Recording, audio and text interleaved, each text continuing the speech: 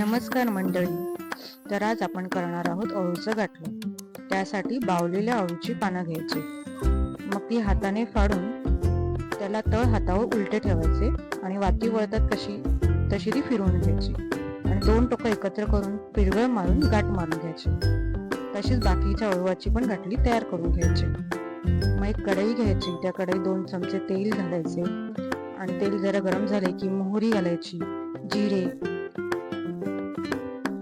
मग कढीपत्ता आणि मग 7-8 लसूण पाकळ्या चांगले परतून घ्यायचे.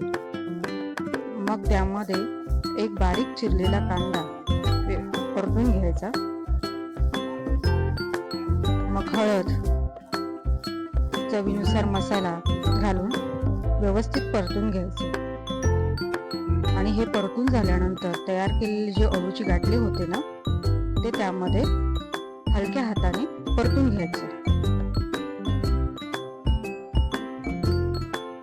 मग काय करायचं, अळूची जी गाठली असतात ती जी बुडतील तेवढंच त्याच्यात पाणी घालायचं आणि एक वाफ लावून घ्यायची.